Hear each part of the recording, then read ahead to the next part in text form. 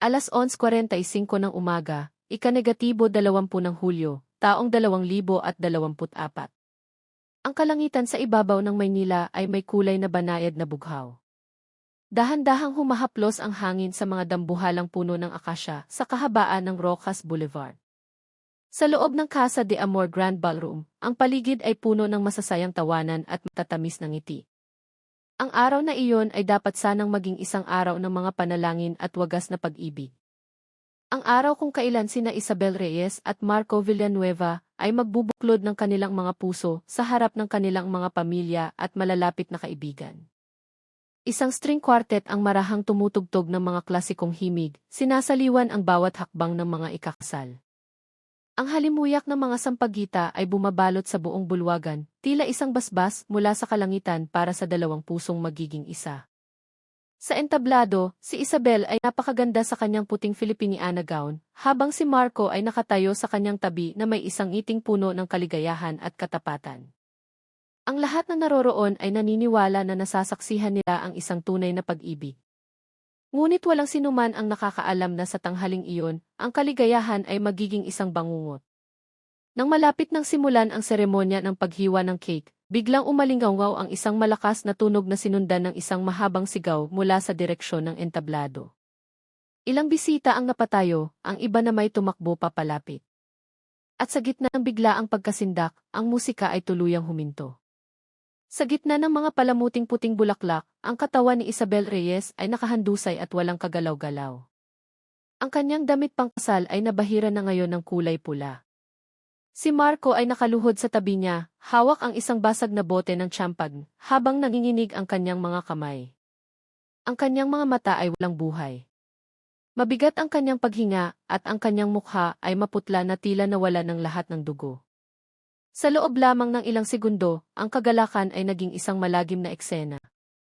Ang tunog ng iyakan at sigawan ay nagsama-sama. Nagtulakan ang mga bisita, naghahanap ng daan palabas. Isang security guard ang mabilis na tumawag sa pulisya, habang sumisigaw ng tulong. Walang sinuman ang nakakaintindi sa kung ano ang nangyari. Tanging isang pangungusap ang paulit-ulit na namumutawi sa bibig ng mga tao sa loob ng gusali. Inatake ng lalaking ikakasal ang babaeng ikakasal. Ilang minuto ang lumipas, narinig ang papalapit na tunog ng mga sirena. Sabay na dumating ang mga sasakyan ng pulis at ambulansya. Si Coronel Ramon de la Cruz, ang hepe ng pulisya ng Maynila, ang personal na namuno sa kanyang pangkat pagpasok sa lugar ng krimen. Seryoso ang kanyang mukha, matatag ang kanyang mga hakbang. Nakita niya ang isang tanawin na mahirap paniwalaan. Ang sahig ay puno ng mga bubog at nagkalat na mga bulaklak. Ang natapong champagne ay humalo sa dugo. Sa isang sulok ng silid, isang ginang na nasa katanghaliang gulang, si Aling Elena, ang ina ni Isabel, ang walang tigil sa pag-iyak habang tinatawag ang pangalan ng kanyang anak. Samantala, sa kabilang dako, ilang bisita ang nananatiling nakatayo, tulala at hindi makapagsalita. Tinitigan ni Coronel de la Cruz ang buong silid ng may malalim na pag-iisip. May naalala siyang isang pangyayari maraming taon na ang nakalipas, nang ang kanyang sariling asawa ay pumanaw dahil sa galit ng isang lalaking nabulag sa selos. Ang alaalang iyon ang nagtulak sa kanya na maging mas maingat. Nagbigay siya ng utos sa mahina ngunit matatag na boses. Isara ang lahat ng labasan. Walang sinuman ang aalis sa gusaling ito hanggat hindi natatapos ang pagsisiyasat. Agad na naglagay ng police line ang mga opisyal at sinuri ang bawat sulok. Kinumpirma ng medical team na si Isabel ay wala ng buhay. Malubha ang sugat sa kanyang kaliwang sentido. Ang dugo ay umagos at bumasa sa sahig. Si Marco ay nanatili sa parehong lugar, nakatingin ng walang emosyon sa katawan ng kanyang asawa. Nang hipuin ng isang opisyal ang kanyang balikat, mahina lamang siyang bumulong na hindi niya sinasadyang pumatay. Nais lamang niyang iparamdam kay Isabel kung gaano kasakit ang magtaksil. Dahil sa mga salitang iyon, lalong tumahimik ang paligid, walang sinumang nangahas na magsalita. Lumapit si Coronel de la Cruz, pinagmasdan ang binata ng ilang sandali bago tuluyang sumenyas na dalhin si Marco sa patrol car. Sa mukha ng koronel, may bakas ng pagod na mahirap itago. Alam niya, sa likod ng bawat karahasan na dulot ng pag-ibig, laging may malalim na sugat sa puso. Nagsimula ng magbigay ng pahayag ang ilang saksi. Isa sa kanila ang nagsabi na bago ang insidente, may biglang lumabas na video sa malaking screen na nagpapakita kay Isabel kasama ang ibang lalaki sa loob ng isang silid ng hotel. Saglit na natahimik ang lahat ng bisita bago magsimula ang kaguluhan. Tumingin si Coronel de la Cruz sa screen na bahagya pang umilaw at inutusan ang technical team na suriin ang pinagmulan ng video. Hindi nagtagal, natagpuan nila ang isang maliit na itim na USB na nakasaksak pa sa computer ng operator. Ang maliit na bagay na iyon ay agad na binalot at isinara bilang ebidensya. Hawak ni Coronel de la Cruz ang kanyang notebook habang bahagyang nanginginig ang kamay. Alam niyang hindi ito isang simpleng kaso ng pagpatay dahil sa bugso ng damdamin. Mayroong mas malalim, isang bagay na maingat na pinlano. Tinitigan niya ang katawan ni Isabel na ngayon ay nababalutan na ng puting tela. Sa kanyang isipan, bumulong siya na ang pag-ibig na dapat sana'y magdulot ng kaligayahan ay naging isang espadang walang awang tumataga. Ang sikat ng araw sa tanghali ay tumago sa malalaking salaming bintana, nagpapaaninag sa malamig na marmol na sahig. Inayos ng mga opisyal ang mga bisita para isa-isang kunan ng pahayag. Si Aling Elena ay nakaupo pa rin sa tabi ng kanyang anak, namumugto ang mga mata. Samantala, si Leo, ang kapatid ni Isabel, ay tahimik na nakatayo habang pinagmamasdan ang kanyang kapatid. Alam ng lahat sa loob ng silid na ang araw na iyon ay maaalala hindi bilang isang kasal, kundi bilang isang trahedya na mag-iiwan ng malalim na sugat sa lungsod ng Maynila. Sa labas ng gusali, nagsimulang humina ang tunog ng mga sirena. Ngunit sa puso ng lahat ng naroroon sa Casa de Amor, ang tunog ng iyakan at mga tanong na walang kasagutan ay mananatili magpakailanman. Ang araw na dapat sana ay simula ng kaligayahan, ay naging simula ng isang madilim na kwento na iayanig sa maraming kaluluwa. Nang tuluyang maglaho ang huling sirena sa labas ng gusali, ang malawak na bulwagan ng Casa de Amor ay puno pa rin ng luha at takot. Ang amoy na natapong tiyampag ay humalo sa amoy ng dugo at mga nalantang bulaklak. Sinubukan ng mga pulis na pakalmahin ang mga bisitang hindi mapigilan ang pag-iyak. Samantala, tinakpan ng medical team ang katawan ni Isabel Reyes ng isang malinis na puting kumot. Lahat ng mga mata ay nakatutok sa entablado, na ngayon ay hindi na simbolo ng pag-ibig, kundi isang lugar kung saan nagwakas ang buhay ng isang dalaga. Dahan-dahang naglakad si Coronel de la Cruz sa pagitan ng mga mesang nakataob at mga basag na plato. Bawat yapak niya ay umaalingaw sa marmol na sahig. Huminto siya sandali sa harap ng entablado, tinitigan ang mga bubog ng boteng nakakalat malapit sa katawan ng biktima. Bumigat ang kanyang dibdib. Alam niyang sa likod ng malupit na gawain, madalas ay nagtatago ang marupok na emosyon ng isang tao. Huminga siya ng malalim at nag-utos na manatili ang lahat ng bisita sa loob para sa interogasyon. Ilang tao ang sumubok na ipaliwanag ang kanilang nakita.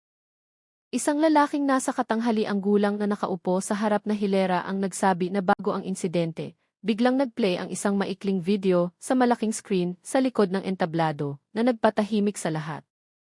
Ipinakita sa video si Isabel kasama ang ibang lalaki. Malinaw ang kanilang mga mukha at nakilala ng lahat sa silid ang babaeng ikakasal.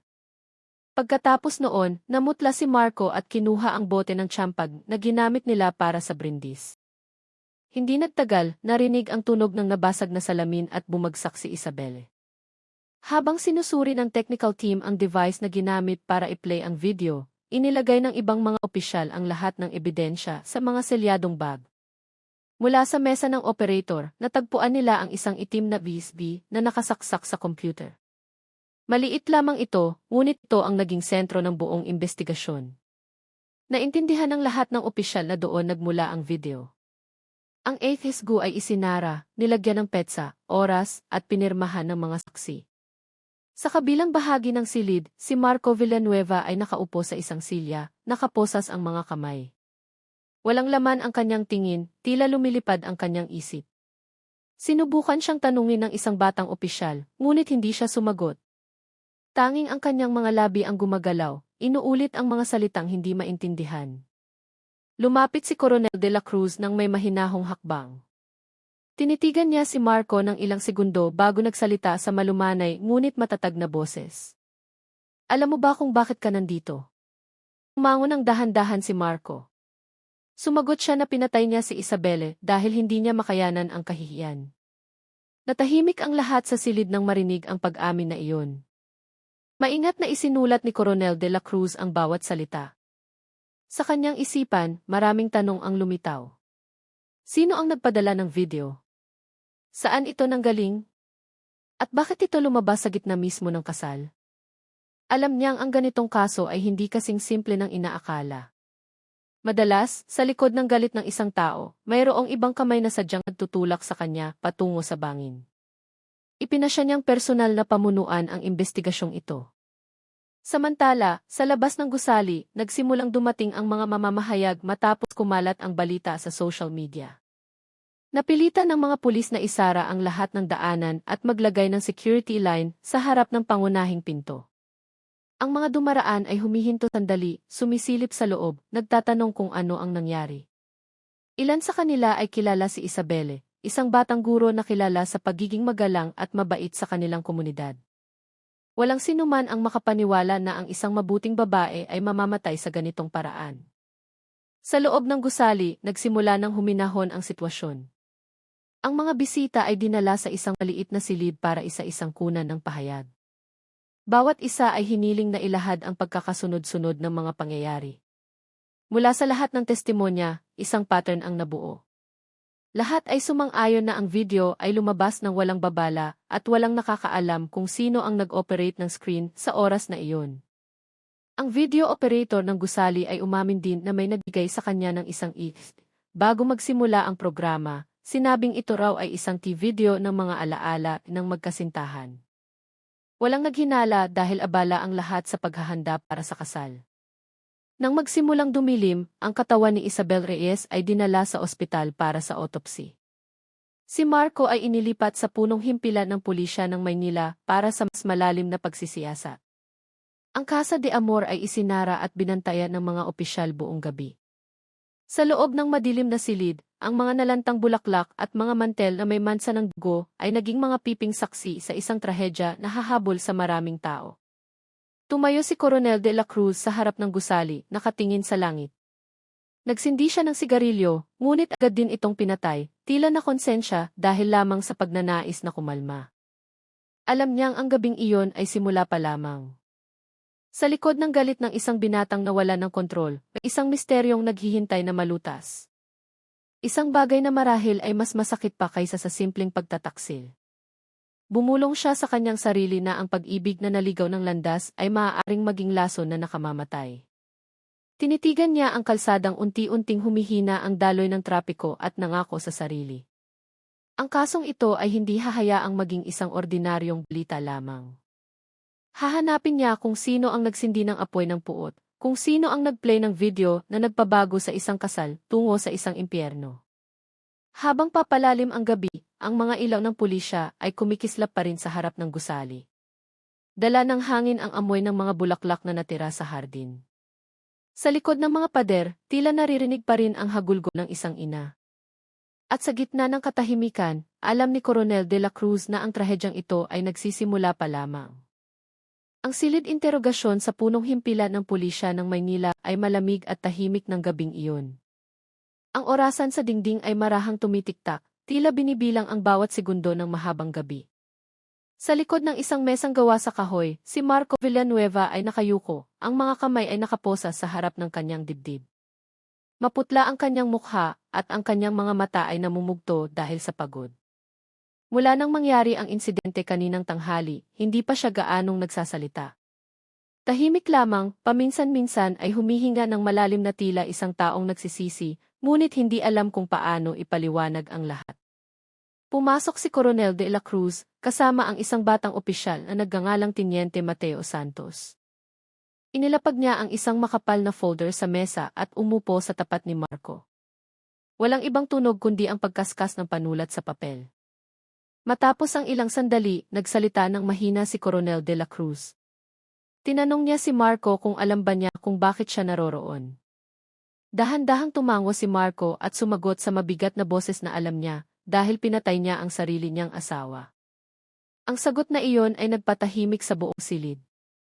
Tinitigan ni Teniente Santos ang binata ng may hindi makapaniwalang ekspresyon. hindi agad nagtanong muli si Coronel de la Cruz. Binigyan niya ng oras si Marco na ayusin ang kanyang paghinga at kumalma. Pagkatapos ng ilang minuto, muli siyang nagtanong kung ano ang nag-udyok kay Marco na gawin ang ganoong bagay. Tumingin si Marco sa dingding ng walang emosyon at sinabing nagsimula ang lahat sa isang email na natanggap niya noong gabi bago ang kasal. Ipinaliwanag niya na bandang 9:00 ng gabi, habang tinitingnan niya ang listahan ng mga bisita sa kanyang laptop, biglang may pumasok na bagong mensahe mula sa isang hindi kilalang address. Ang mensahe ay naglalaman lamang ng isang maikling pangungusap na nagpatigil sa kanya. Ang katotohanan ay laging nandyan para sa mga taong may lakas ng loob na tumingin. Sa ilalim ng pangungusap may isang video file. Sa una ay nag-alinlangan siyang buksan ito, ngunit nanaig ang kanyang kuryosidad. Nang mag-play ang video, tila nanigas ang kanyang buong katawan. Sa screen, nakita niya si Isabel, ang kanyang mapapangasawa, kasama ang isang lalaki sa loob ng isang silid ng hotel. Malinaw ang kanilang mga mukha, walang duda. Tumingin si Marco sa sahig habang ikinukwento ang bahaging iyon. Ang kanyang boses ay lalong humina, halos isang bulong na lamang. Sinabi niya na noong gabing iyon, pinanood niya ang video ng paulit-ulit, umaasang ang nakikita niya ay isang masamang panaginip lamang. Ngunit habang paulit-ulit niyang pinapanood, lalong lumalim ang sakit at galit na lumalamon sa kanya. Hindi siya nakatulog buong gabi, hindi makapag-isip ng maayos. Kinaumagahan, isa lang ang alam niya, hindi maaaring ituloy ang kasal. Ngunit hindi niya alam kung paano ito pipigilan ng hindi magdudulot ng kahihiyan. Sa kanyang magulong isipan, lumitaw ang ideya na ipalabas ang video para malaman ng lahat kung sino talaga si Isabel. Tahimik na nakinig si Coronel de la Cruz. Bawat salitang lumalabas sa bibig ni Marco ay maingat niyang isinulat. Alam niya kung gaano karupok ang isang tao kapag pinagtaksilan. Ngunit sa kanyang isipan, may mas malaking tanong na lumitaw. Sino ang nagpadala ng email na iyon at paano nagkaroon ng ganoong video? Tinanong niya si Marco kung kilala niya ang nagpadala. Emailing si Marco. Sinabi niya na ang email address ay walang pangalan, isang pangusap lamang na walang pagkakakilanlan. Sinubukan pa niyang sagutin ito, ngunit hindi kailanman na ipadala ang kanyang mensahe. Tinanong ni Teniente Santos kung ano ang ginawa ni Marco matapos matanggap ang email. Ipinaliwanag ni Marco na kinopya niya ang video file sa isang maliit na USB na dala niya na may paunang intensyon na ipakita lamang ito kay Isabel bago magsimula ang seremonya. Ngunit nang makita niya kung gaano kasaya ang lahat sa araw na iyon, muling nag-alab ang kanyang galit. Ayaw na niyang makipag-usap kaninuman. Gusto na lang niyang malaman ng lahat na pinaglaruan siya. Tumingin siya ng walang laman sa harap at sinabi sa nanginginig na boses na hindi niya talaga intensyon na pumatay. Nais lamang niyang ipahiya si Isabel para malaman nito ang sakit na kanyang nararamdaman.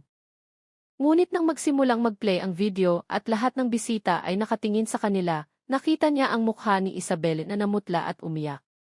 Sa sandaling iyon, nagdilim ang kanyang paningin. Wala na siyang maalala kundi ang galit na sumusunog sa kanyang dibdib. Natauhan na lamang siya nang matapos na ang lahat at ang dugo ng kanyang asawa ay bumasa sa kanyang mga kamay. Matagal na tinitigan ni Coronel de la Cruz ang binatang nasa harapan niya. Nakikita niya ang pagsisisi sa mga mata ni Marco, ngunit mayroon ding mas malaki pa kaysa sa simpleng pagkakasala. Alam niyang pinaglaruan ang binatang ito ng isang taong mahusay bumasa ng emosyon ng tao. Dahan-dahan niyang isinara ang folder at sinabing hindi dito nagtatapos ang katotohanan. May isang tao sa labas na sadyang nagpadala ng video na iyon at hahanapin niya kung sino ito. Matapos ang pagsisiyasat, dinala si Marco sa pansamantalang selda. Tumayo si Coronel de la Cruz sa harap ng bintana, tinitigan ang mga ilaw ng Maynila na kumikinang sa malayo. Alam niyang ang gabing iyon ay magiging simula ng isang mahaba at mahirap na paglalakbay. Sa kanyang isipan, paulit-ulit na umalinggaw ang mga salita ni Marco, tungkol sa pagtataksil, sa pag-ibig, at sa galit na lumalamon sa tao nang walang natitira. Bumulong siya sa sarili na ang pinakamalaking krimen ay madalas na isinilang mula sa pinakatapat na puso kapag ang pag-ibig ay naging sugat. Nang gabing iyon, nagpa siyang bumuo ng isang espesyal na pangkat. Tumingin siya kay Teniente Santos at sinabi sa matatag na boses na simula bukas ng umaga, iimbestigahan nila ang pinagmulan ng misteryosong email. Alam niyang sa likod ng simpleng mensahe, may malaking sikretong nakatago na maaaring magpaliwanag sa lahat. Sa labas ng bintana, nagsimulang umambon. Tila ang langit ay nakikidalamhati sa isang pag-ibig na nagwakas sa kamatayan. Kinabukasan ng umaga, ang hangin sa Maynila ay nababalot pa rin ng manipis na hamog. Sa bakuran ng himpilan ng pulisya, ilang opisyal na ang naghahanda mula pa madaling araw. Dumating si Coronel de la Cruz na may matatag na hakbang, dala ang isang tasa ng itim na kape sa kanang kamay at isang makapal na folder sa kaliwa. Mukha siyang pagod dahil sa hindi pagtulog, ngunit matalas ang kanyang isip. Alam niyang ang kasong ito ay hindi lamang isang simpleng pagpatay dahil sa galit. Mayroong mas madilim na nagtatago sa likod ng lahat. Isang bagay na naghihintay na mabunyag. Sa isang maliit na silid-pulungan sa ikalawang palapag, tumayo si Coronel de la Cruz sa harap ng isang whiteboard na may mga tala na inihanda niya mula pa kagabi. Ilang batang opisyal ang nakaupo sa paligid niya, kabilang si Teniente Mateo Santos, na ngayon ay kanyang kanang kamay sa investigasyon. Binuksan ni Coronel de la Cruz ang pulong sa mahinahon ngunit matatag na boses. Ipinaliwanag niya na ang pinagmulan ng misteryosong email na ipinadala kay Marco ay kailangang matukoy kaagad. Hindi malinaw ang address na nagpadala, ngunit bawat digital na mensahe ay laging nag-iiwan ng bakas. Susundan nila ang landas na iyon isa-isa. Ang pangkat mula sa Cybercrime Division ay agad na sumali sa investigasyon. Sinimulan nilang suriin ang laptop ni Marco na kinumpiska kagabi. Sa maikling panahon, natuklasan na ang email ay ipinadala sa pamamagitan ng isang anonymous service na walang username. Gayunpaman, ipinakita ng sistema na ang mensahe ay ipinadala noong 9:47 ng gabi mula sa isang pampublikong koneksyon sa internet. Ang unang pahiwatig na ito ay nagpatigil sa lahat. Ibig sabihin, sinadya ng salarin na itago ang kanyang pagkakakilanlan. Tumingin si Coronel de la Cruz sa screen ng computer na nakakunot ang noo. Tinanong niya kung saan ginamit ang koneksyon na iyon. Sumagot ang isang tekniko na ang network address ay tumuturo sa isang maliit na internet cafe sa University Belt, hindi kalayuan sa sentro ng lungsod. Agad na inutusan ni Coronel de la Cruz ang kanyang pangkat na pumunta sa lugar na iyon. Siya mismo ay nagpa siyang sumama sa operasyon. Itinuro sa kanya ng maraming taon ng karanasan na ang katotohanan ay madalas na nagtatago sa mga lugar na tila hindi mahalaga. Pagdating sa lokasyon, ang may-ari ng internet cafe, isang lalaking nasa katanghaliang gulang, ay mukhang kinakabahan nang makita ang mga pulis. Ipinaliwanag niya na noong gabing iyon ay may ilang taong gumamit ng computer, ngunit hindi niya matandaan kung sino-sino dahil medyo matao ang kanyang lugar. Sinuri ng mga pulis ang recording ng TVs na naka-install sa isang sulok ng silid. Ipinatras nila ang oras sa bandang 9:00 ng gabi, at sa ika-47 minuto, isang imahe ang nagpatahimik sa lahat sa silid. Sa recording, nakita ang isang babae na nakasuot ng mahabang kulay krema na jacket at isang maliit na sombrero na tumatakip sa kanyang mukha. Nakaupo siya sa pinakadulong computer, nakayuko at mabilis na nagtatype. Pagkatapos ng mga 15 minuto, tumayo siya, kinuha ang kanyang bag, at umalis nang hindi nakikipag-usap kaninuman. Hindi malinaw ang kanyang mukha, ngunit payat ang kanyang katawan at mahinahon ang kanyang mga kilos. Hiniling ni Coronel de la Cruz na palakihin ang imahe. Hindi niya makita ang mukha, ngunit sinasabi ng kanyang kutob na ang babaeng ito ang maihawak ng susi sa trahedyang sinapit nina Isabel at Marco. Samantala, dinala ni Teniente Santos ang resulta ng digital forensic examination mula sa itim na USB na natagpuan sa kasal. Ang video file sa loob nito ay hindi nagpapakita ng anumang senyales ng pag-edit o manipulasyon. Lahat ng metadata ay nagpapakita na ang video ay na-record 3 araw bago ang kasal sa isang hotel sa Makati. Tumingin si Coronel de la Cruz sa mga tala na nakakunot ang noo. Alam niyang si Isabelle ay nagpunta sa Maynila ilang araw bago ang kasal para sa isang business trip. Ang tanong, sino ang lalaking kasama niya sa video? Nang hapong iyon, tinawag ni Coronel de la Cruz ang ilang malalapit na kaibigan ni Isabel para kunan ng pahayag. Mula doon, lumitaw ang pangalang Paolo Jimenez, ang dating kasintahan ni Isabel noong kolehiyo na ngayon ay nagtatrabaho sa parehong construction company ni Marco. Ang impormasyong iyon ay ikinagulat ng marami. Sinabi ng isa sa mga kaibigan ni Isabel na ilang araw bago ang kasal, mukhang balisa si Isabelle matapos makatanggap ng mensahe mula sa isang tao. Hindi siya nagkwento kaninuman, sinabi lamang na may isang bagay mula sa nakaraan na gusto niyang tapusin. Isinulat ni Coronel de la Cruz ang pangalan ni Paolo sa whiteboard gamit ang isang itim na marker. Tinitigan niya ang sulat ng matagal at sinabing kailangan nilang hanapin kaagad ang lalaking iyon. Naramdaman niyang nagsisimula ng magdugtong-dugtong ang bawat piraso ng kwento. Marahil ang video ay hindi isang aksidente. Marahil may isang taong sadyang ginamit ito para sirain ang lahat. Ngunit hindi pa niya alam kung sino. Habang papalubog ang araw, nang magsimula ng umalis ang lahat sa opisina, si Coronel de la Cruz ay nakaupo pa rin sa kanyang silid. Ang ilaw mula sa kanyang desk lamp ay nagbibigay liwanag sa kanyang pagod na mukha. Samantala, sa labas ng bintana, dahan-dahang umuulan. Tiningnan niya ang larawan ng kanyang asawa na nakalagay sa sulok ng kanyang mesa. Sa kanyang mga mata, may anino ng malalim na kalungkutan. Bumulong siya ng mahina na ang pag-ibig na hindi sinamahan ng katapatan ay magwawakas sa pagdurusa. Isinulat niya ang isang pangungusap sa kanyang mga tala ng investigasyon. May isang taong pinaglaruan ang damdamin ng tao para sa isang layunin na hindi pa natin alam. At simula ng gabing iyon, nangako siyang hahanapin kung sino ang taong iyon, anuman ang panganib. Kinabukasan ng umaga, ang langit sa Maynila ay maulap pa rin. Ang hangin ay mamasa-masa, tila ayaw pa ring pakawalan ng lupa ang kalungkutan ng mga nakaraang araw. Sa himpilan ng pulisya, si Coronel de la Cruz ay handa na mula pa madaling araw. Alam niyang sa araw na ito, makikilala nila ang isang taong maaaring magbukas ng pinto patungo sa katotohanan. Ang pangalan ay malinaw na nakasulat sa ulat, Paolo Jimenez. Isang 28 taong gulang na lalaki, dating kasintahan ni Isabel Reyes, at ngayon ay nagtatrabaho sa isang construction company sa Maynila. Bandang 9:00, dalawang sasakyan ng pulis ang huminto sa harap ng isang simpleng kondominium sa Bonifacio Global City. Bumaba ang ilang opisyal at si Coronel de la Cruz ang personal na namuno. Matapos kumatok ng ilang beses, isang lalaki ang nagbukas ng pinto na may pagod na mukha. Magulo ang kanyang buhok at pula ang kanyang mga mata, tila hindi nakatulog buong gabi. Nang makita niya ang mga pulis sa kanyang pinto, hindi siya nagulat. Sinabi lamang niya ng mahina na alam niyang darating ang araw na ito. Pinaupo si Paolo sa maliit na sala. Nanginginig ang kanyang mga kamay habang tinatanggap ang isang basong tubig mula sa isang opisyal. Umupo si Coronel de la Cruz sa harap niya, tinitigan siya ng may matalas ngunit may simpatyang tingin. Binuksan niya ang usapan ng malumanay, sinabing hindi sila naparoon para mag-akusa, kundi para makinig at hanapin ang katotohanan. Dahan-dahang tumango si Paolo at huminga ng malalim. Sinabi niya na kilala niya si Isabelle at totoong ang nagkaroon sila ng relasyon ilang taon na ang nakalipas. Ikinuwento niya na ang kanilang pag-ibigan ay nagtapos hindi dahil sa galit, kundi dahil sa distansya at hindi pagkakaunawaan.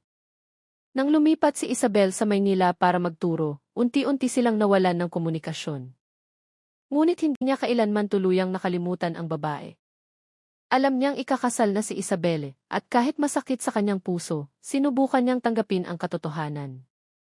Ngunit 3 araw bago ang kasal, si Isabelle mismo ang tumawag sa kanya, humihiling na magkita sila para sa isang huling pag-uusap. Yumuko si Paolo, nanginginig ang boses habang nagpapatuloy sa kwento.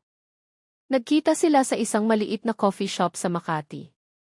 Dumating si Isabelle na may pagod na mukha, ngunit may mainit pa ring ngiti. Sinabi niya na gusto lamang niyang humingi ng tawad para sa nakaraan at tapusin ang lahat ng maayos. Pagkatapos ng mahabang pag-uusap, umulan sa labas. Nagpasya silang maghintay sa loob ng kotse hanggang tumila. Ngunit ang katahimikan at mga alaala ng nakaraan ay nagpahina sa kanilang mga puso. Nang tumingin si Paolo sa mga mata ni Isabel, tila nabuhay muli ang lahat ng dati nilang nararamdaman. Huminto siya sandali at tumingin kay Coronel de la Cruz na may namumuong luha sa mga mata. Sinabi niya na alam niyang mali ang nangyari ng gabing iyon. Naging magkasama sila sa isang silid ng hotel dahil sa kahinaan ng damdamin. Akala niya, iyon na lamang ang huling sandali bago sila maghiwalay magpakailanman. Hindi niya alam na may isang taong kumukuha ng larawan at video mula sa isang sulok ng silid. Nang tanungin ni Coronel de la Cruz kung may nakita siyang kahina-hinalang tao, Sumagot si Paolo na sa coffee shop kung saan sila nagkita, napansin niya ang isang babae na nakaupo sa likurang mesa. Nakasuot ito ng damit na kulay krema at ilang beses na tumingin sa kanilang direksyon. Nang umalis sila, umalis din ang babae hindi nagtagal. Ang pahayag na iyon ay nagpatayo kay Coronel de la Cruz. Naalala niya ang imahe ng misteryosong babae mula sa TV recording sa internet cafe. Lahat ng palatandaan ay nagsimulang tumuro sa iisang direksyon. Inutusan niya ang kanyang pangkat na itala ang lahat ng detalye tungkol sa pagkikita na iyon, kabilang ang oras, lokasyon, at pangalan ng hotel kung saan nangyari ang insidente. Pagkatapos ng kwento ni Paolo, tinanong ni Coronel de la Cruz kung nakatanggap ba siya ng anumang banta o kakaibang mensahe pagkatapos ng pagkikita nila. Umiling si Paolo, ngunit sinabi niya na 2 araw pagkatapos, sinubukan niyang tawagan si Isabel, ngunit hindi na ito sumasagot. Inisip niyang gusto na ni Isabel na mag-focus sa kanyang kasal, hindi alam na magtatapos ang lahat sa isang trahedya. Naging tahimik ang silid. Tiningnan ni Coronel de la Cruz ang binatang nasa harapan niya nang may magkahalong damdamin. Nakita niya ang tapat na pagsisisi sa mga mata ni Paolo. Hindi ito tingin ng isang taong nagsisinungaling, kundi ng isang taong batid na ang kanyang pagkakamali, gaano man kaliit, ay nagpasiklab ng isang malaking bagyo. Sinabi ni Coronel de la Cruz sa mahinang boses na anuman ang nangyari, lalabas ang katotohanan. Walang kasinungalingan ang maaaring magtagal sa harap ng panahon. Nang matapos ang pagsisiyasat, pinirmahan ni Paolo ang kanyang sinumpaang salaysay at umalis sa himpilan ng may mabigat na hakbang. Mula sa bintana, pinanood ni Coronel de la Cruz ang kanyang likod na unti-unting lumalayo. Alam niyang hindi ang binatang iyon ang pangunahing salarin, kundi isang biktima ng laro ng isang mastuso na tao. Tiningnan niya ang mga tala sa kanyang kamay, isinulat ang 2 salita na ngayon ay susi sa investigasyon, babaeng naka-jacket na krema. Nang hapong iyon, habang ang araw ay papalubog na sa kanluran, tumayo si Coronel de la Cruz sa harap ng himpilan. Dala ng hangin ang amoy ng basang lupa matapos ang ulan. Tinitigan niya ang langit na unti-unting namumula at sinabi sa kanyang sarili na ang pag-ibig na itinago ay maaaring maging isang kalamidad kapag hinaluan ng inggit. Alam niyang mayroon pang isang tao sa labas na naghihintay na matagpuan, isang taong ang puso ay puno ng paghihiganti at nasisiyahan na makitang wasak ang pag-ibig ng iba. At nanumpa siya, bago dumating ang susunod na takipsilim, hahanapin niya kung sino talaga ito. Lumipas ang araw, ngunit ang tensyon sa himpilan ng pulisya ng Maynila ay nananatili. Ang kasong dapat sana simple ay naging isang masalimuot na misteryo. Tumayo si Coronel de la Cruz sa harap ng malaking whiteboard, tinitigan ang mga litratong maayos na nakadikit. Nandoon ang larawan nina Isabel Reyes, Marco Villanueva, Paolo Jimenez, at isang malabong kuha mula sa isang babae na may jacket na krema. Bahagyang natatakpan ang kanyang mukha, ngunit ang matalas na tingin ay makikita pa rin mula sa siwang ng kanyang sombrero. Dumating si Teniente Santos dala ang resulta ng digital analysis mula sa Cybercrime Division. Ipinaliwanag niya na mula sa pagsusuri ng internet network sa CAF, natuklasan na ang parehong e-address ay ginamit din para buksan ang 2 social media accounts na konektado kay Isabel. Ang isang account ay may pangalang Angela David, isang 27 taong gulang na babae na nakatira sa isang subdivision sa Quezon City. Mukhang ordinaryo ang account, puno ng mga larawan at mga kasabihan. Ngunit sa ilang mga huling post, may mga pangungusap na nagpapakita ng selos at pagkadismaya. Binasa ni Coronel de la Cruz ang isa sa mga ito ng mahina, may mga taong hindi karapat-dapat sa kaligayahang ninakaw nila mula sa iba. Ang mga salitang iyon ay tila isinulat ng isang pusong nasusunog sa inggit. Tumingin si Coronel de la Cruz kay Mateo at sinabing kailangan nilang alamin kung sino talaga si Angela. Agad na nangalap ng impormasyon ang pangkat mula sa universidad kung saan nag-aral sina Isabelle at Paolo. Mula sa mga tala, nalaman na silang tatlo ay magkaklase sa loob ng 4 na taon. Kilala sila bilang malalapit na magkakaibigan. Ngunit matapos maging magkasintahan sina Paolo at Isabelle, unti-unting lumayo si Angela. Ilan sa kanilang mga kabatch ay nagsabi pa na may gusto si Angela kay Paolo noon kahit hindi niya ito inamin. Nang hapong iyon, nagpasya si Coronel de la Cruz na puntahan ang bahay ni Angela sa Quezon City kasama ang 2 opisyal. Simple lamang ang kanyang bahay, nakatayo sa isang tahimik na eskinita. Sarado ang bakal na gate, ngunit bukas ang bintana sa itaas. Kumatok sila ng ilang beses bago lumabas ang isang babae. Maputla ang kanyang mukha, matalas ang kanyang mga mata, ngunit halatang balisa. Inamin niya na siya si Angela David.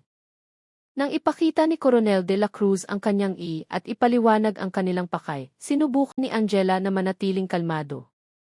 Sinabi niya na narinig niya ang balita tungkol sa pagkamatay ni Isabelle at nalungkot siya. Ngunit nang tanungin kung kilala niya sina Marco o Paolo, nag-alinlangan ang kanyang boses. Maikli siyang sumagot na matagal na silang magkakaibigan.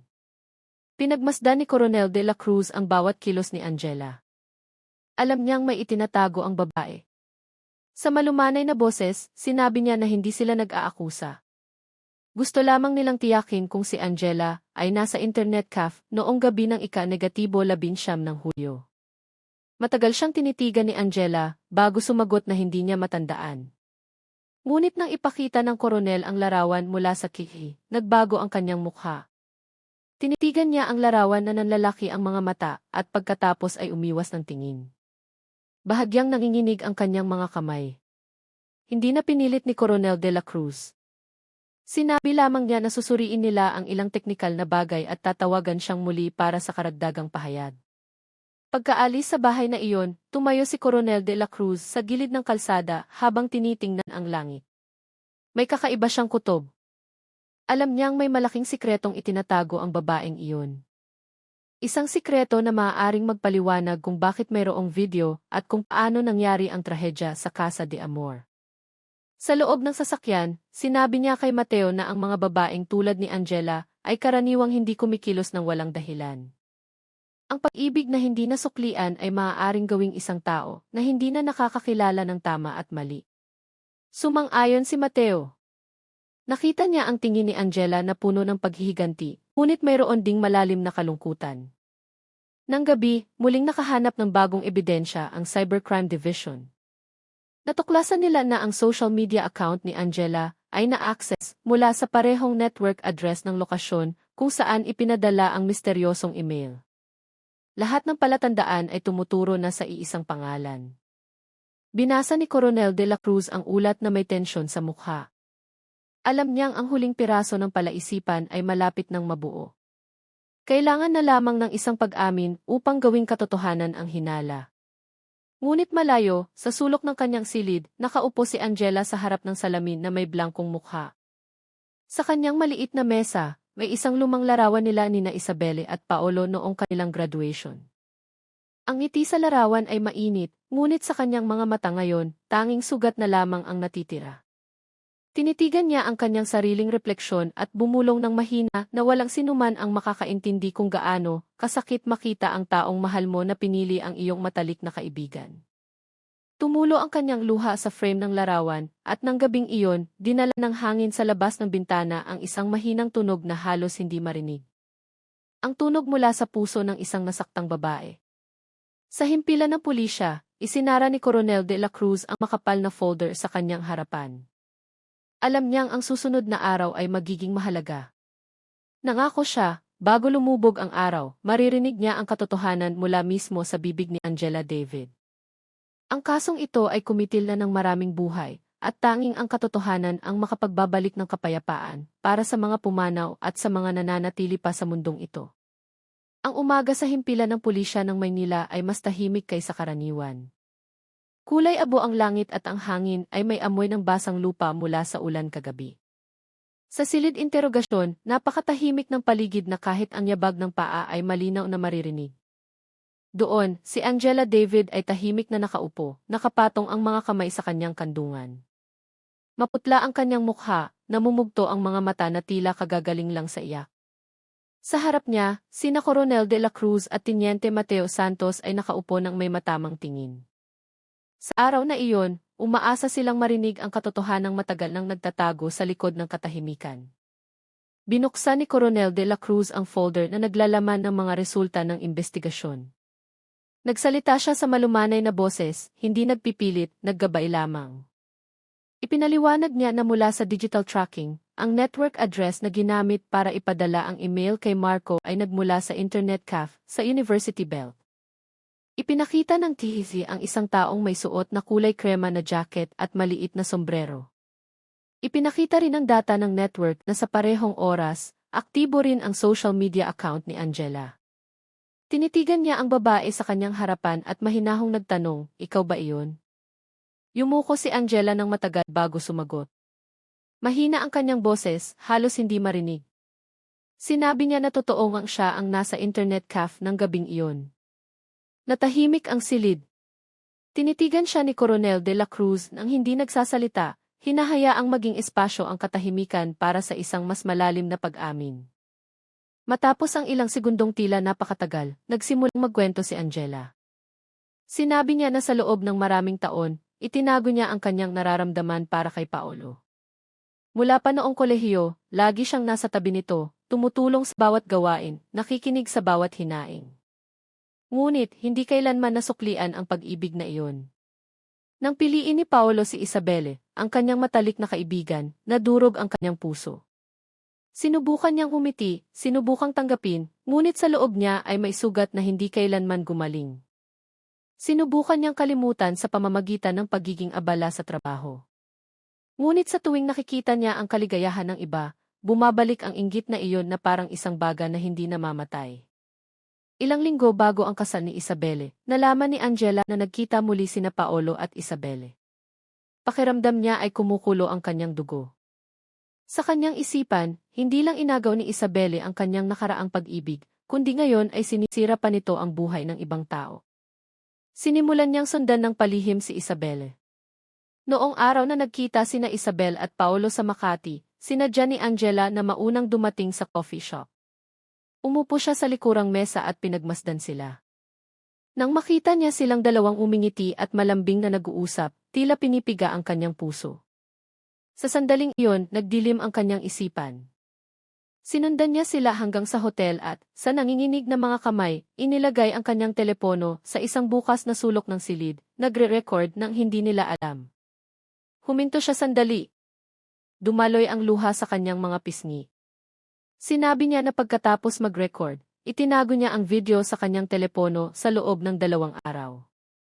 Hindi niya alam kung ano ang gagawin.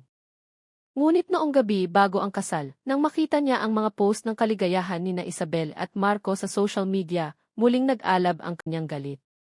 Naramdaman niyang si Isabelle ay mabubuhay ng maligaya sa ibabaw ng sakit ng iba, habang siya ay iiwang mag-isa sa kalungkutan. Kaya gumawa siya ng bagong email na may peking pangalan at ipinadala ang video kay Marco. Gusto niyang pigilan ang kasal, hindi pumatay ng sinuman. Nakinig si Coronel de la Cruz ng may mahinahong mukha. Ngunit sa loob ng kanyang puso, naramdaman niya ang magkahalong awa at pagkadismaya. Alam niyang hindi nagsisinungaling ang babaeng ito.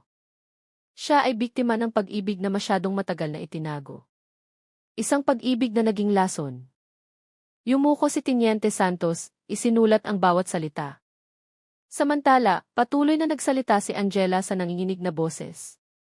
Sinabi niya na pagkatapos ipadala ang email, umiyak siya buong gabi.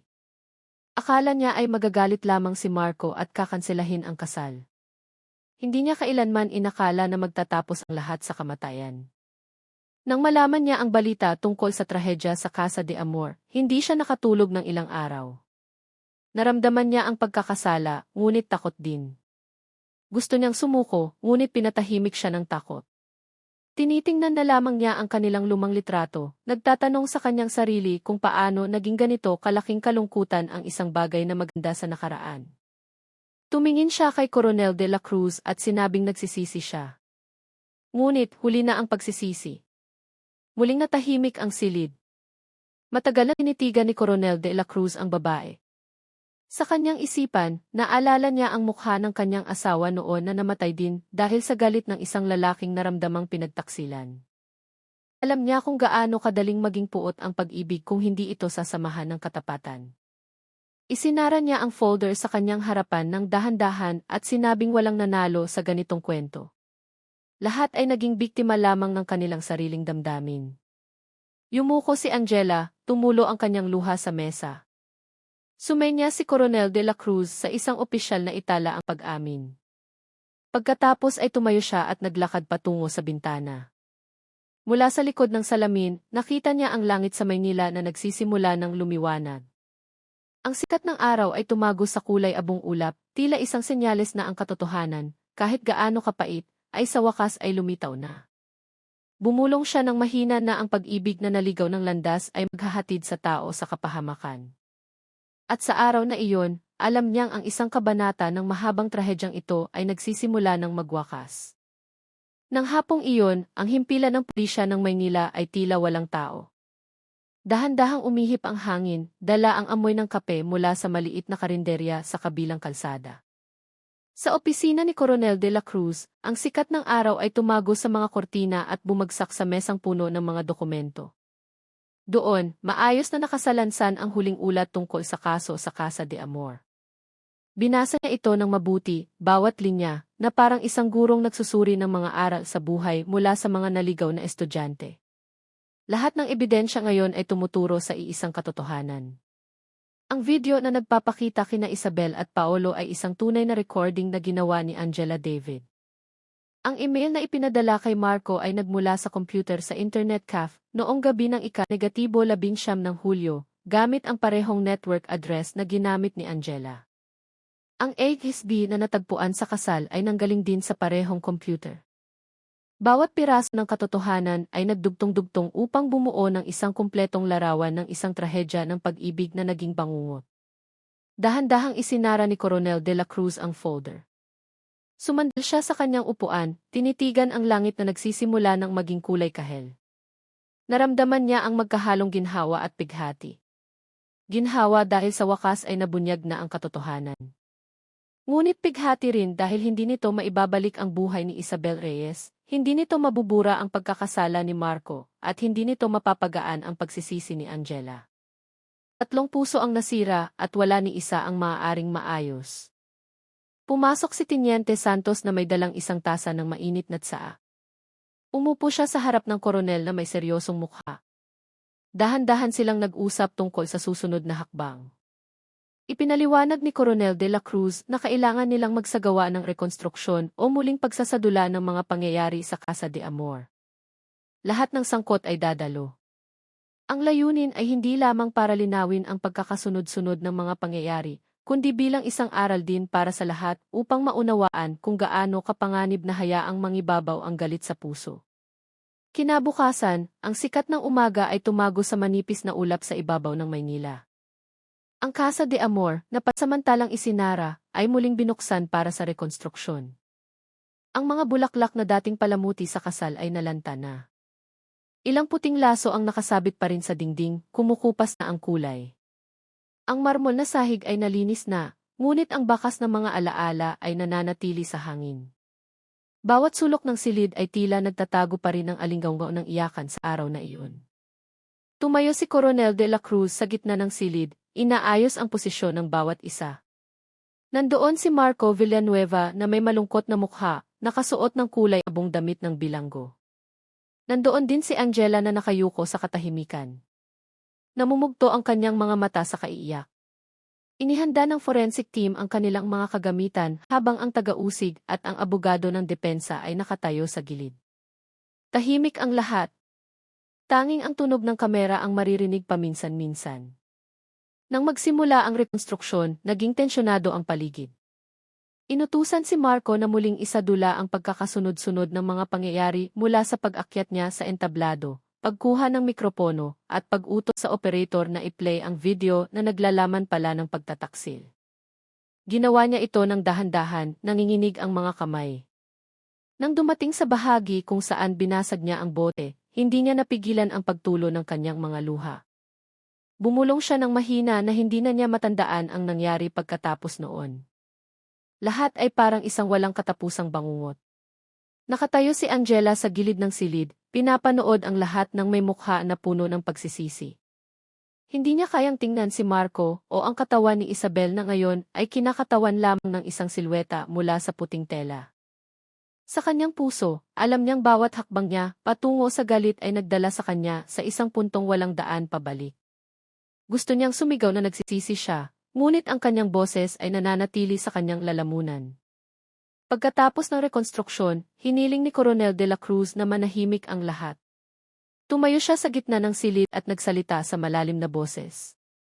Sinabi niya na madalas isipin ng tao na kaya nilang kontrolin ang pag-ibig, ngunit sa katotohanan, ang pag-ibig ang kumokontrol sa kanila.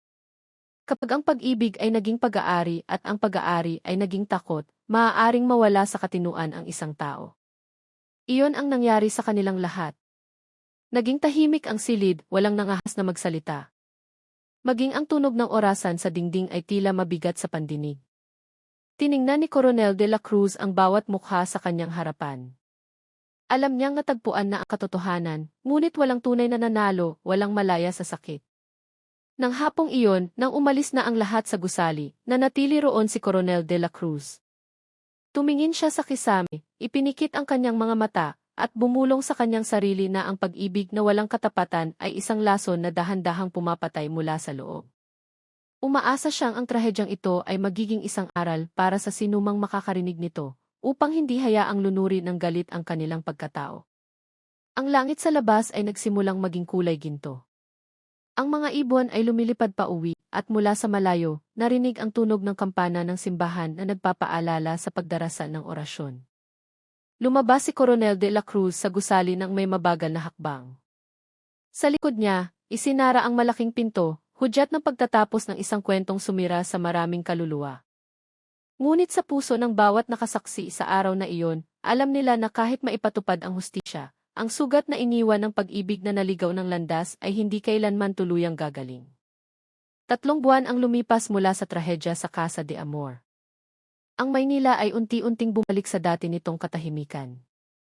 Ngunit para sa mga sangkot sa pangyayaring iyon, ang katahimikan ay isang ilusyon lamang.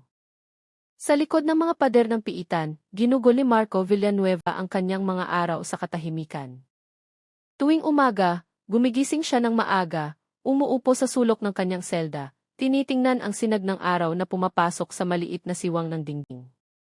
Minsan, nagsusulat siya sa isang piraso ng papel, minsan, tahimik lamang at ipinipikit ang mga mata, hinahayaang maglakbay ang kanyang isipan sa nakaraan.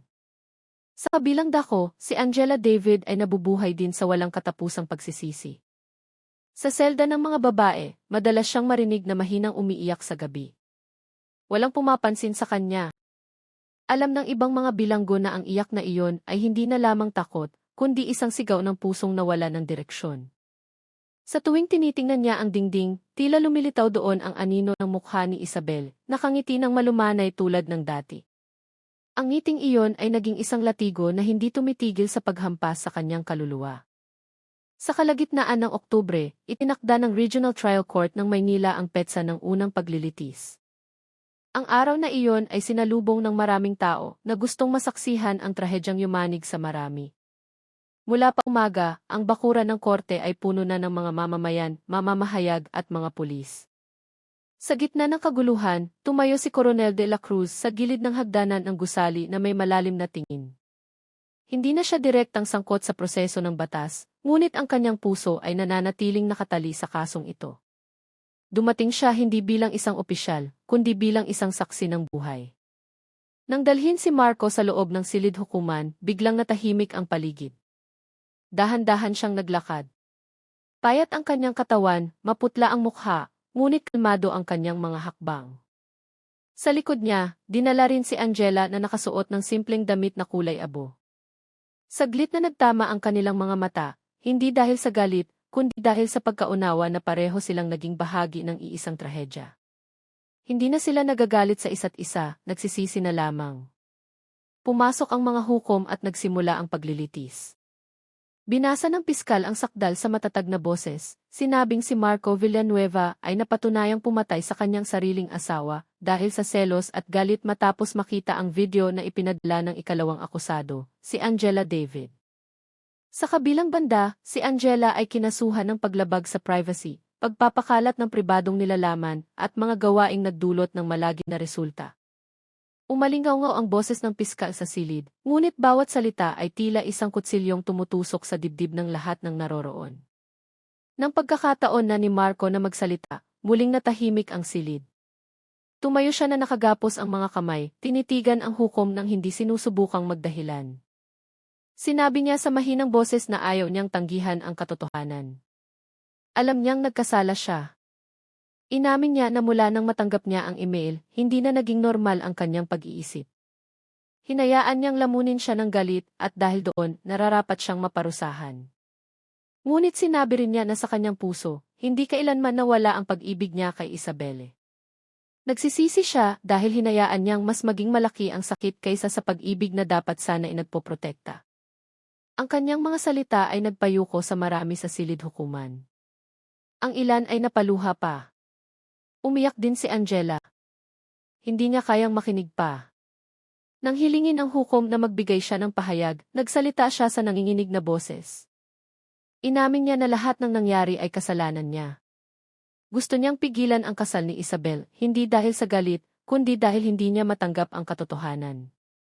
Gusto niyang malaman ni Paolo na hindi perpekto si Isabel, umaasang gagaan ang kanyang pakiramdam. Ngunit sa huli, sinira niya ang lahat, kabilang ang kanyang sarili. Seryosong nakinig ang mga hukom. Matapos ang ilang oras na paglilitis, isinara ng punong hukom ang kanyang mga papeles at sinabing babasahin ang desisyon pagkatapos ng 2 linggo. Tumayo ang lahat at sa katahimikan, tiningnan ni Coronel de la Cruz sina Marco at Angela. Nakita niya ang 2 taong parehong winasak ng kanilang sariling damdamin. Bumulong siya na ang hustisya sa mundo ay maaaring igawad ng hukom, ngunit ang hustisya sa puso ay maipapatupad lamang ng tapat na pagsisisi. Nang matapos ang paglilitis, yumuko si Marco at tumingin sa ama ni Isabel na nakaupo sa harap na hilera. Sa mahinang boses, sinabi niya na hindi siya humihingi ng tawad para mapatawad. Gusto lamang niyang maalala bilang isang taong nagmahal ng labis, ngunit nabigong kontrolin ang sarili.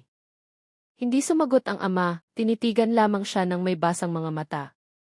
Alam niyang walang parusa ang makapagbabalik sa kanyang anak, ngunit alam din niyang ang galit ay magpapahaba lamang ng pagdurusa. Sa labas ng gusali, nagsimulang umulap ang langit. Dahan-dahang nag-alisan ang mga tao. Tumayo si Coronel de la Cruz sa ilalim ng hagdanan, tinitingnan ang kulay abong langit. Sa kanyang puso, ipinagdasal niya na ang hustisyang igagawad ay magdulot ng kaunting kapayapaan, hindi lamang para sa mga nabubuhay, kundi para na rin sa kaluluwang pumanaw. Alam niyang sa bawat trahedya, laging may aral tungkol sa sangkatauhan, na ang pag-ibig na walang kontrol ay magiging apoy na susunog sa lahat. Nagtapos ang araw na iyon sa isang mahabang katahimikan. Dahan-dahang umihip ang hangin ng hapon sa mga puno sa bakuran ng korte. Sa malayo, tumunog ang kampana ng simbahan, tila nagpapaalala na ang oras ay hindi tumitigil. Ngunit, para sa mga nawalan, bawat segundo ay tila isang kawalang hanggan. At sa gitna ng unti-unting pagdilim ng langit, tumingala si Coronel de la Cruz, ipinikit ang mga mata, at bumulong sa kanyang puso na ang tunay na hustisya ay hindi lamang pagpaparusa, kundi pagtuturo sa tao na unawain ang kahulugan ng pagpapatawad. Nang umagang iyon, kulay abo ang langit sa Maynila. Ang hamog ay nakakapit pa sa mga dahon nang magsimulang mapuno ng tao ang bakuran ng korte. Dala ng malamig na hangin ang isang mabigat na pakiramdam. Alam ng lahat na ngayon ang huling araw ng mahabang paglalakbay na nagsimula sa trahedya sa Casa de Amor. Sa gitna ng karamihan, may mga dumating dahil gusto nilang malaman ang wakas ng kwentong yumanig sa marami. Mayroon ding dumating para lamang masaktihan ang mga mukha na naging laman ng balita sa loob ng maraming buwan. Sa pangunahing silid hukuman, tahimik ang paligid. Puno ang mga upuan. Sa harap, nakaupo ang mga hukom na may itim na toga. Seryoso ngunit pagod ang kanilang mga mukha. Sa gitna ng silid, nakatayo si Marco Villanueva na nakagapos ang mga kamay, suot ang kupas ng damit ng bilanggo. Sa kabilang dako, nakayuko si Angela David. Nanginginig ang kanyang mga kamay. Mas payat siya ngayon kumpara noong unang dumating sa korte. Sa harap na hilera, tahimik na nakaupo ang pamilya ni Isabel Reyes, nakatingin sa mga akusado ng walang salita. Nang magsimula ang paglilitis, binuksan ng punong hukom ang mga dokumento sa mahina, ngunit matatag na boses. Muli niyang binasa ang maikling buod ng kaso, tungkol sa isang kasal na dapat sana ay magdulot ng kaligayahan, ngunit nagtapos sa dugo. Tungkol sa isang email na ipinadala ng isang taong nilamon ng selos. Tungkol sa pag-ibig na naging lason. at tungkol sa 3 pusong nawasak sa ilalim ng bigat ng kani-kanilang pagkakamali. Umalingaw-ngaw ang boses ng hukom sa mga dingding na gawa sa kahoy, nagpayuko sa lahat. Tumingin si Marco sa sahig ng walang ekspresyon. Inihanda na niya ang kanyang sarili para sa anumang mangyayari. Hindi na siya lumalaban. Sa kanyang puso, gusto na lamang niyang matapos na ang lahat. Pakiramdam niya, bawat araw sa loob ng selda ay isang parusa na para sa kanya. Gusto niyang matahimik kahit alam niyang hindi na darating ang kapayapaan. Tinawag ng hukom si Angela para tumayo. Nanginginig ang kanyang boses habang binabasa ang mga pagsasaalang-alang. Sinabing bagamat hindi intensyon ni Angela na pumatay, ang kanyang mga ginawa ay nagdulot ng pagkamatay ng isang tao at sumira sa buhay ng 2 pamilya. Siya ay napatunayang nagkasala sa paglabag sa privacy at pagdudulot ng malagim na resulta. Ang parusa ay 7 taong pagkakakulong. Nang marinig iyon, tinakpan ni Angela ang kanyang mukha ng 2 kamay. Humagulgol siya ng walang tunog. Walang nangahas na lumapit. Lahat ay nakatingin lamang ng may magkahalong awa at pait. Ilang segundo ang lumipas, binasa ng hukom ang hatol para kay Marco. Bumaba ang kanyang boses, ngunit nanatiling matatag. Si Marco ay napatunayang nagkasala ng pagpatay sa ilalim ng matinding damdamin. Bagamat ang kanyang ginawa ay dulot ng bugso ng emosyon, ito ay itinuturing pa ring isang krimen laban sa buhay ng tao. Dahil sa kanyang malalim na pagsisisi at pakikipagtulungan sa investigasyon, hinatulan siya ng korte ng habang buhay na pagkakakulong. Natahimik ang buong silid. Walang palakpakan, walang sigawan. Tanging ang mahinang hikbi ang narinig mula sa hanay ng pamilya ng biktima. Yumuko ng malalim si Marco at dahan-dahang tumingin sa pamilya ni Isabel. Namumuo ang luha sa kanyang mga mata. Sinubukan niyang magsalita, ngunit walang lumabas na salita. Tanging luha ang tumulo sa kanyang mga pisngi. Sa harap na upuan, ipinikit ng ama ni Isabel ang kanyang mga mata at tiningnan siya ng may kalmadong tingin. Walang galit, tanging malalim na kalungkutan. Alam niyang sa likod ng mukha ng lalaking pumatay sa kanyang anak, may isang tao ring nawala ng lahat. Matapos pumalo ng martilyo ang hukom ng 3 beses, idineklarang tapos na ang paglilitis. Tumayo ang lahat. Dinala palabas sina Marco at Angela ng may mahigpit na bantay. Ngunit bago lumabas ng pinto, lumingon si Angela sa pamilya ni Isabelle at bumulong ng mahina, tila kinakausap ang sarili. Sinabi niyang nagsisisi siyang hinayaan niyang lamunin ng inggit ang kanyang puso. Sana'y maibabalik ang oras para maitama niya ang lahat, kahit alam niyang imposible. Si Coronel de la Cruz, na nakaupo sa likurang hanay, ay tinitigan silang dalawa. Kalmado ang kanyang mukha, ngunit mailungkot sa kanyang mga mata. Alam niyang naipatupad na ang hustisya, ngunit walang panalo sa ganitong kwento. Lahat ay nag-iwan lamang ng sugat. Lumabas siya sa silid hukuman ng may mabagal na hakbang, huminto sandali sa hagdanan sa harap ng gusali. Dahan-dahang umihip ang hangin, dala ang amoy ng ulan na nagsisimula ng bumagsak. Tumingala siya sa langit at bumulong sa kanyang sarili na ang pag-ibig, kapag hindi binantayan ng katapatan, ay magiging isang espadang susugat sa sarili nitong may-ari. Umaasa siyang ang mga kabataang makakarinig ng kwentong ito ay matututo na ang pagtataksil ay hindi kailanman magdudulot ng kaligayahan at na ang pagpapatawad ay mas malakas kaysa sa paghihiganti. Lalong lumakas ang ulan. Nagtakbuhan ang mga tao para sumilong habang si Coronel de la Cruz ay nanatiling nakatayo roon. Sa kanyang puso, ipinagdasal niya na si Isabel Reyes ay magpahinga ng payapa, na sina Marco at Angela ay bigyan ng lakas na tanggapin ang bunga ng kanilang mga gawa, at na ang bawat taong nagmahal ay hindi malimutan na ang tunay na pag-ibig ay tungkol sa pagbibigay, hindi pag-aari. Nagtapos ang araw na iyon sa tunog ng ulan na nagpapakalma. Muling dumilim ang langit sa Maynila, ngunit sa likod ng mga ulap, nariyan pa rin ang araw, panandali ang nagtatago lamang. Gayon din ang puso ng tao na kahit wasak, ay laging may maliit na liwanag na naghihintay na muling mag-alab. At dito, sa ilalim ng dahan-dahang pagbagsak ng ulan, alam ni Coronel de la Cruz na ang kwentong ito ay tunay na nagwakas na. Isang linggo matapos igawad ang hatol, ang buhay sa Maynila ay tila nagpatuloy na parang walang nangyari. Muling sumigla ang trapiko, nagtrabaho ang mga tao, at naglaro ang mga bata sa paaralan. Ngunit sa ilang puso, tila huminto ang oras. Ang trahedya sa Casa de Amor ay tapos na sa mata ng batas, ngunit ang sugat na iniwan nito ay dumudugo pa rin sa kaluluwa ng marami. Sa isang simpleng bahay sa labas ng lungsod, ang mga magulang ni Isabel Reyes ay nakaupo sa kanilang balkonahe tuwing hapon, pinagmamasdan ang nagbabagong kulay ng langit. Sa maliit na mesa sa pagitan nila, naroon pa rin ang isang frame ng larawan mula sa kasal na hindi natapos. Nakangiti si Isabel doon, bata, maganda, at puno ng pag-asa.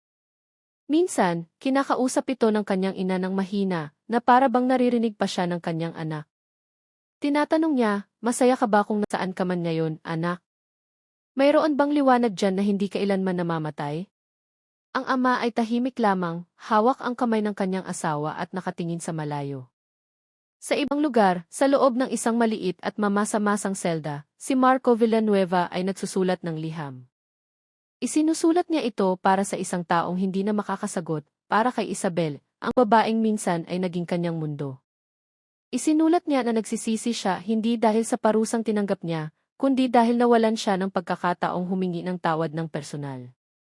Isinulat niya na ang kanilang pag-ibig ay hindi namatay, nagbago lamang ng anyo at naging isang dasal na ipinapadala niya tuwing gabi. Pagkatapos magsulat, maingat niyang tiniklop ang papel, isinuksok sa pagitan ng mga pahina ng isang maliit na Biblia na lagi niyang dala. Alam niyang hindi makakarating ang liham, ngunit ang pagsusulat nito ay nagpapagaan ng kaunti sa kanyang puso. Samantala, sa piitan ng mga babae, natutong magsulat ng tala-arawan si Angela David. Bawat pahina ay isang pag-amin sa sarili, hindi para basahin ng iba, kundi para paalalahanan ang sarili na huwag nang ulitin ang parehong pagkakamali.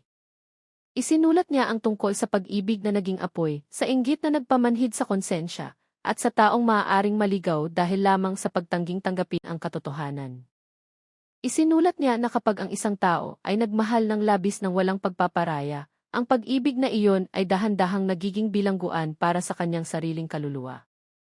Sa katahimikan, nangako siyang pagkatapos niyang makalaya, kung bibigyan pa ng pagkakataon, ilalaan niya ang kanyang buhay sa mga bagay na nagpapakalma sa puso, hindi sa mga bagay na sumisira. Si Coronel de la Cruz, natapos na sa kanyang tungkulin, ay madalas na bumisita sa puntod ni Isabel Reyes sa isang pampublikong sementeryo malapit sa isang maliit na burol. Matagal siyang nakatayo roon, may dalang isang pumpon ng puting bulaklak. Hindi niya personal na nakilala si Isabel. Ngunit para kay De La Cruz, bawat biktimang iniwan ng puot ay bahagi ng kanyang responsibilidad bilang isang tao. Tinitigan niya ang simpleng lapida at bumulong sa kanyang sarili na ang buhay ay laging nagbibigay ng pagpipilian sa pagitan ng pagpapatawad o pagpaparusa. At minsan, ang pagpapatawad ay mas mahirap. Nang hapong iyon, ang langit sa Maynila ay kulay tanso. Dahan-dahang lumubog ang araw sa likod ng mga puno. Lumabas si Coronel de la Cruz sa sementeryo nang may mabagal na hakbang. Dinaanan niya ang isang maliit na kalsada kung saan naglalaro ng bola ang mga bata. Ang kanilang mga tawa ay masaya at walang alalahanin. Napangiti siya ng bahagya. Sa kanyang isipan, sinabi niya na ang mundo ay patuloy pa ring umiikot at marahil iyon ang paraan ng pagpapatawad ng panahon sa tao. Gaano man kalalim ang sugat, gagabayan pa rin tayo ng buhay na magpatuloy. Ilang buwan ang lumipas, isang artikulo ang lumabas sa isang lokal na pahayagan na may pamagat na pag-ibig na nag-iwan ng sugat. Isinulat ito ng isang batang manunulat na nabigyang inspirasyon ng kaso. Isinulat niya na ang trahedya sa Casa de Amor ay hindi lamang tungkol sa kamatayan, kundi tungkol sa kung paano nabigo ang tao na kontrolin ang kanilang damdamin. Tungkol sa kung paano ang kaligayahan ay maaaring maging isang kalamidad sa loob lamang ng ilang segundo kapag nawala ang tiwala. Binasa ito ng maraming tao, naging isang pagninilay para sa mga magkasintahan at nagbukas ng mga talakayan tungkol sa kahulugan ng pag-ibig, katapatan at pagpapatawad. Isang araw, nakaupo si Coronel de la Cruz sa isang maliit na kapihan sa isang sulok ng lungsod. Sa kanyang mesa, nakalatag ang pahayagang may artikulong iyon. Binasa niya ito ng dahan-dahan habang humihigop ng kanyang itim na kape. Sa labas ng bintana, nagsimulang umambon. Naisip niya ang lahat ng nangyari, sina Marco, Angela, at Isabel. Napagtanto niya na bagamat gumana na ang batas, ang tunay na tungkulin ng tao ay hindi lamang ipatupad ang hustisya, kundi bantayan ang puso upang hindi mawalan ng habag. Dahil kung walang habag, ang hustisya ay magiging isang malamig na pader na walang kaluluwa. Tumingala siya sa kulay abong langit at napangiti ng bahagya. Sa kanyang puso, ipinagdasal niya na ang bawat taong nagmahal ay matutong maging mas mapagpasensya. Na ang bawat nasaktan ay matutong magpatawad. At na ang bawat nagkasala ay maglakas loob na tubusin ito ng kabutihan. Lalong lumakas ang ulan, ngunit ang ingay sa kapihan ay nanatiling mainit. Ang amoy ng kape ay humalo sa mamasa-masang hangin, lumikha ng isang katahimikan na bihirang maramdaman. Isinara niya ang pahayagan, tiningnan ang basang kalsada, at bumulong ng mahina na ang tunay na pag-ibig ay hindi tungkol sa kung sino ang nagmamay-ari kanino, kundi tungkol sa kung sino ang kayang manatiling malumanay kahit nasaktan na.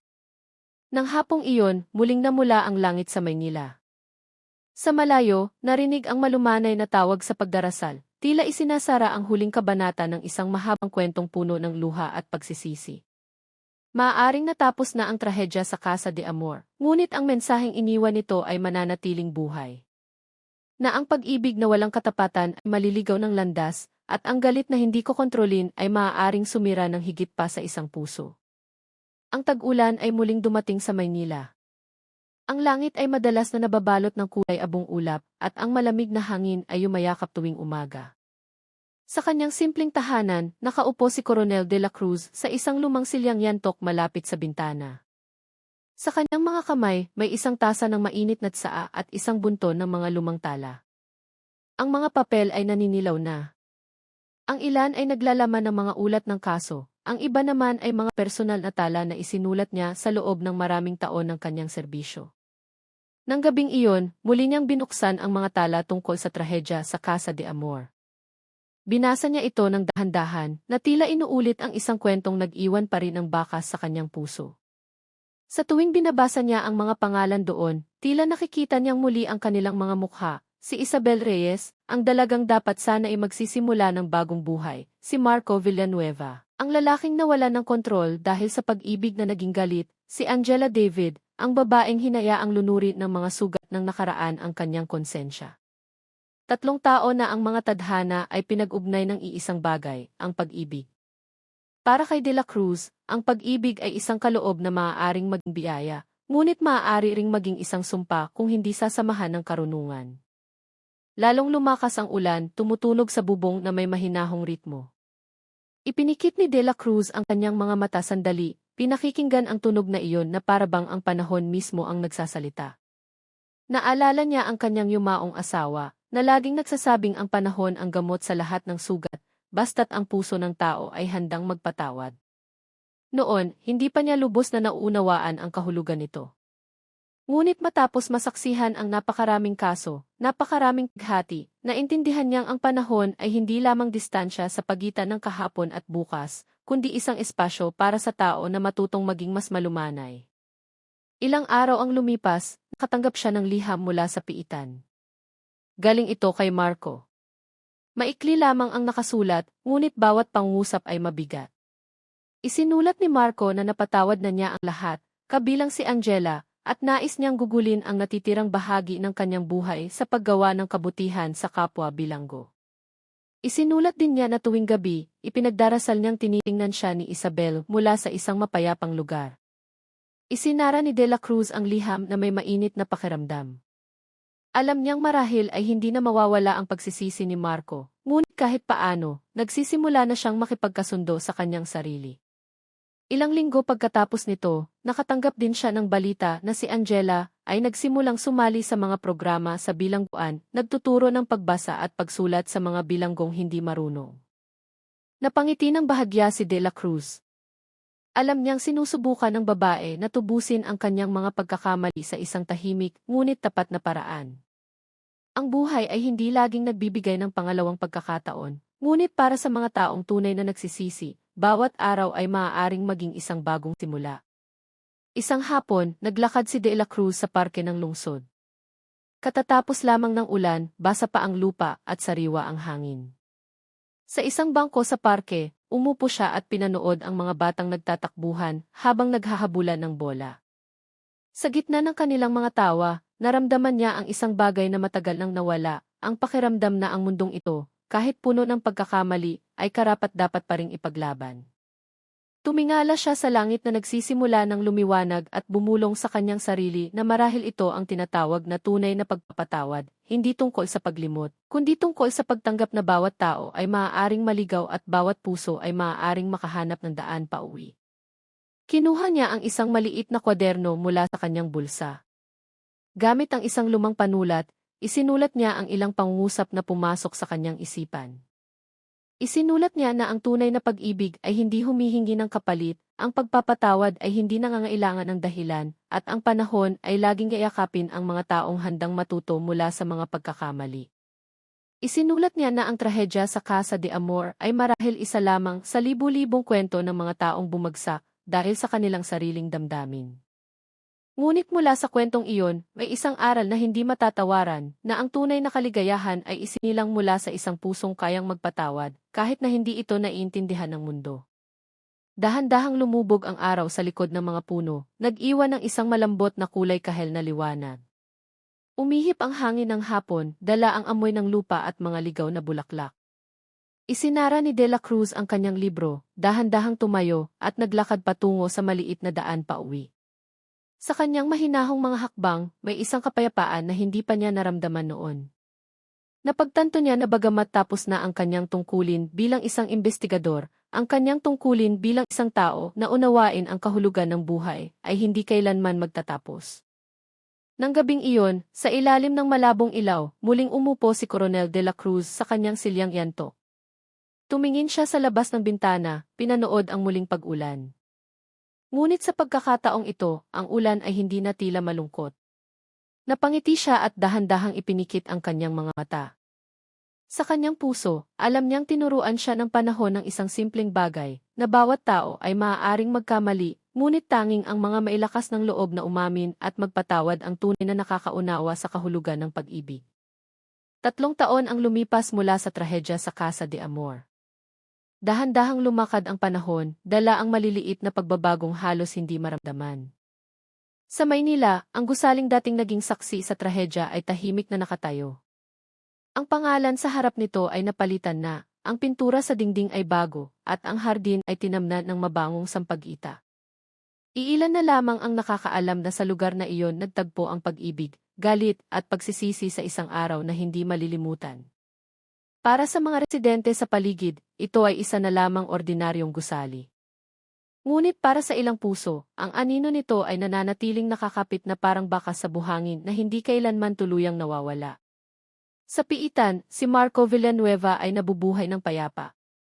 Nagsisimula ng mamuti ang kanyang buhok sa sentido, ngunit mas payapa na ang kanyang mukha. Siya na ngayon ang nagiging gabay sa espiritual para sa mga bagong bilanggo. Tinutulungan silang magsulat ng liham para sa kanilang pamilya at nagbibigay ng payo tungkol sa pasensya. Sa tuwing may magtatanong kung paano siya nananatiling matatag, laging sinasabi ni Marco na ang buhay ay hindi humihinto sa pagkakamali hanggat ang tao ay handang magbago. Sa kanyang libreng oras, inaalagaan niya ang isang maliit na hardin sa bakuran ng bilangguan, nagtatanim ng mga bulaklak ng ilang-ilang na laging nagpapaalala sa kanya sa amoy ng buhok ni Isabel noong araw ng kanilang hindi natapos na kasal. Minsan, kapag namumulaklak ang mga ito, tinitingnan niya ang langit at napapangiti, tila kinakausap ang isang alaalang hindi na masakit. Samantala, si Angela David ay nakalaya na matapos pagsilbihan ang higit sa kalahati ng kanyang sentensya. Nakatira na siya ngayon sa isang maliit na bayan sa labas ng Maynila, nagtatrabaho bilang isang voluntaryo sa isang bahay ampunan. Doon, nagtuturo siya ng pagguhit at pagsulat. Sa tuwing nakikita niyang tumatawa ang mga bata, gumaan ang kanyang puso. Bagamat minsan ay bumabalik pa rin ang bigat ng pagkakasala sa gabi, hindi niya kailanman sinubukang kalimutan ang kanyang nakaraan. Dahil para sa kanya, ang paglimot ay pagwawalang bahala sa pinakamalaking aral ng buhay. Pinili niyang alalahanin upang bawat hakbang niya ay maging isang paalala na ang kabutihan ay maaaring tumubo mula sa mga guho ng pagkakamali. Isang hapon, nakatanggap si Angela ng liham mula kay Marco. Maikli lamang ito. Isinulat ni Marco na masaya siyang malaman na mas maayos na ang buhay ni Angela. Isinulat niya na hindi maaaring burahin ng tao ang kasalanan, ngunit maaaring magtanim ng kabutihan hanggang sa unti-unting maglaho ang kadiliman sa puso. Isinulat niya na lubos na niyang pinatawad si Angela at umaasang balang araw ay makakapagdasal sila sa iisang lugar, hindi para sa nakaraan, kundi para sa mga nauna na. Itinago ni Angela ang liham sa loob ng isang maliit na Biblia na lagi niyang dala. Sa tuwing binabasa niya ito, tumutulo ang kanyang luha. Hindi dahil sa lungkot, kundi dahil sa wakas ay naramdaman niya ang kapayapaang matagal na niyang hinahanap. Sa lumang bahay sa labas ng lungsod, ang mga magulang ni Isabel ay nabubuhay na ngayon sa katahimikan ng kanilang pagtanda. Tinanggap na nila ang katotohanan ng may maluwag na puso. Tuwing katapusan ng linggo, pumupunta sila sa puntod ng kanilang anak, may dalang puting bulaklak. Matagal silang nakaupo roon, hindi na umiiyak kundi nagdarasal. Maingat na inaayos ng ina ang mga bulaklak, habang binabasa ng ama ang mga maikling talata sa malumanay na boses. Naniniwala silang masaya na ang kanilang anak sa mas mabuting lugar. Minsan, sa gitna ng kanilang mga dasal, pinag-uusapan nila kung paano dapat magpatuloy ang buhay, na ang pagkawala ay hindi nangangahulugang paghinto sa pagmamahal, kundi pag-aaral na magmahal sa ibang paraan. Si Coronel de la Cruz, na ngayon ay retirado na, ay paminsan-minsan ring tumatanggap ng mga imbitasyon para magsalita sa mga seminar tungkol sa etika at pagkatao. Sa bawat pagkakataon, laging niyang ikinukwento ang tungkol sa tatlong pusong pinag-ugnay ng pag-ibig at pagkawala. Hindi niya binabanggit ang mga pangalan, tinatawag lamang niya itong isang tunay na kwento ng mga taong naligaw. Sinasabi niya sa mga kabataan na sa buhay, ang pag-ibig ay dapat samahan ng pagpipigil sa sarili, at na ang pagpapatawad ay ang pinakamataas na anyo ng lakas. Sa tuwing siya ay nagsasalita, laging tahimik ang silid at marami ang napapaluha. Isang umaga, habang sumisikat pa lamang ang araw, naglalakad si Coronel de la Cruz sa parke ng lungsod. Nakita niya ang isang dalaga na nagtuturo sa isang grupo ng mga bata na gumuhit sa ilalim ng isang puno ng fir tree. Nakasuot ang babae ng simpleng hijab at malumanay na nakangiti. Pamilyar ang kanyang mukha. Nang magtama ang kanilang mga mata, alam ni De La Cruz na si Angela iyon. Hindi siya lumapit, tiningnan lamang mula sa malayo at napangiti. Sa kanyang puso, sinabi niya na marahil ito ang paraan ng Diyos, nagbibigay ng pagkakataon para ayusin ng tao ang nasira. Dahan-dahang umihip ang hangin, dala ang amoy ng mga nalaglag na bulaklak. Dahan-dahang umalis si Coronel de la Cruz, hinahayaang isara ng panahon ang kwentong iyon ng payapa. Alam niyang walang sugat na tuluyang gumagaling, ngunit bawat sugat ay maaaring maging daan patungo sa paglago ng puso.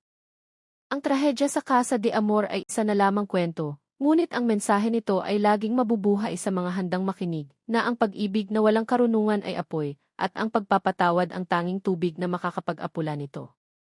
Ang gabi sa Maynila ay malamig, malinis ang langit, buo ang buwan, at maririnig ang mahinang huni ng mga kuliglig sa malayo. Sa kanyang maliit at simpleng bahay, nakaupo si Coronel de la Cruz sa harap ng isang lumang mesang gawa sa kahoy, nakatingin sa isang blangkong papel. Sa tabi niya, umuusok pa rin ang isang tasa ng tsaa.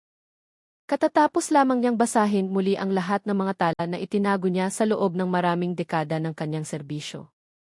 Sa gitna ng mga dokumento, ang kwento ng trahedya sa Casa de Amor ang laging pinakamabigat buksan. Ngunit ng gabing iyon, naramdaman niyang panahon na para magsulat ng isang huling liham, hindi para sa isang partikular na tao, kundi para sa mga susunod na henerasyon.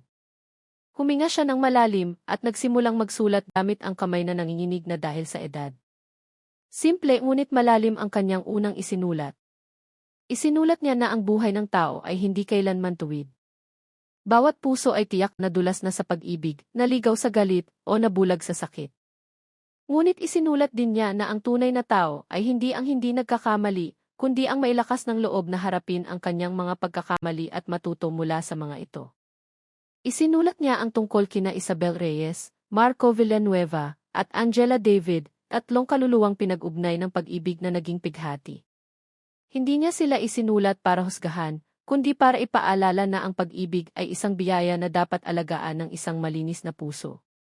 Isinulat niya na ang pag-ibig na walang pagpaparaya ay magbubunga ng pag-aari, at ang pag-aari na walang pagmamahal ay magpapalago ng inggit. Mula sa inggit, isinilang ang puot, at mula sa puot, isinilang ang pagkawasak. Lahat ay nagsimula sa isang maliit na bagay, ang pag-aatubiling magpatawad at magpalaya. Huminto sandali si Coronel de la Cruz, tumingin sa bintanang bahagyang bukas. Dala ng hangin ang amoy ng basang lupa at ang mahinang pagkiskisa ng mga dahon. Napangiti siya ng bahagya at ipinagpatuloy ang pagsusulat. Isinulat niya na bagamat hindi mabubura ng panahon ang sugat, maaari nitong baguhin ang paraan ng pagtingin natin dito. Na marahil ang layunin ng pagdurusa ay hindi para pahirapan, kundi para turuan ang tao na unawain ang kahulugan ng pagmamahal at pagpapatawad.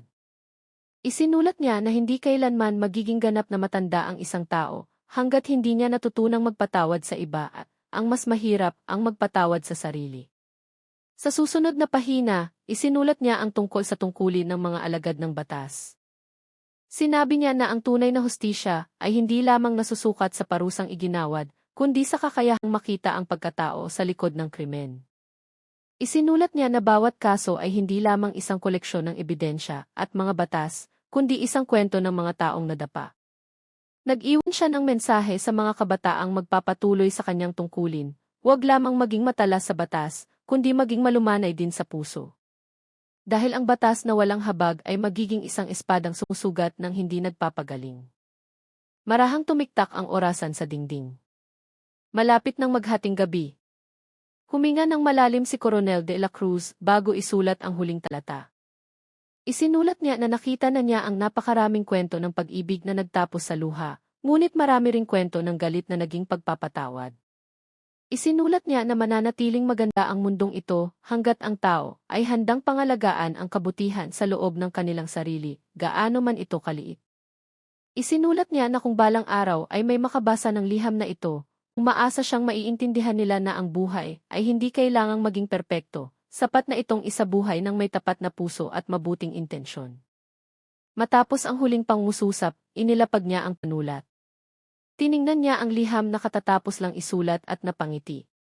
Gumaan ang kanyang pakiramdam. Alam niyang marahil ay hindi ito mababasa ng marami, ngunit naniniwala siyang ang mga salitang isinilang mula sa katapatan ay hindi mawawala. Dahan-dahan niyang tiniklop ang papel, isinuksok sa maliit na kwadernong lagi niyang dala. Sa labas ng bintana, nagsimulang matakpan ng ulap ang buwan. Umihip ang hangin, pinagalaw ang kortina. Tumayo si Coronel de la Cruz, naglakad papunta sa harap ng bahay at tumingala sa langit. Bumulong siya sa kanyang sarili na natapos na niya ang lahat, hindi bilang isang opisyal, kundi bilang isang taong natuto mula sa mga sugat ng marami. Tumingin siya sa malayo, kung saan kumikislap ang mga ilaw ng lungsod, at naramdaman ang kapayapaan. Nang gabing iyon, sa ilalim ng malambot na liwanag ng buwan, ipinikit ni Coronel de la Cruz ang kanyang mga mata na may maliit na ngiti. Alam niyang ang kwento ng pag-ibig, pagkakamali at pagpapatawad ay laging maulit sa buhay ng tao. Ngunit naniniwala siyang hanggat may pusong handang umunawa, hindi kailanman tuluyang magdidilim ang mundo. Nang umagang iyon, dahan-dahang sumikat ang araw sa ibabaw ng Maynila. Malinis ang langit matapos ang ulan kagabi. Basa pa ang mga kalsada, kumikinang ang mga dahon sa sikat ng araw, at sariwa ang hangin na parang simula ng isang bagong bagay. Sa isang maliit na opisina sa himpilan ng pulisya, isang batang opisyal ang nagbukas ng isang lumang kabinet ng mga file.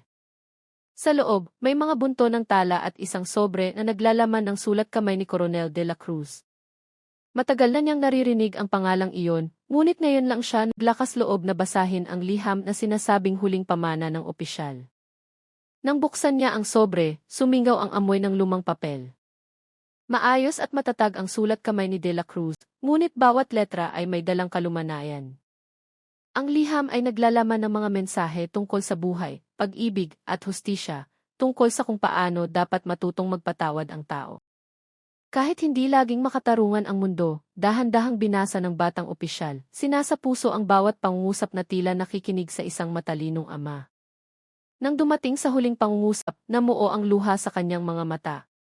Tumingin siya sa labas ng bintana, nakita ang sikat ng araw na tumatago sa mga puno, at bumulong sa kanyang sarili na hindi dapat itago ang liham na ito. Nagpasya siyang kopyahin ito at basahin sa klase ng pagsasanay ng mga pulis sa susunod na linggo. Samantala, malayo sa lungsod, sa isang maliit na nayon sa tabi ng isang ilog, nakatayo si Angela David sa bakuran ng simpleng bahay kung saan siya nagtuturo sa mga bata. Dahan-dahang hinipan ng hangin ang kanyang hijab.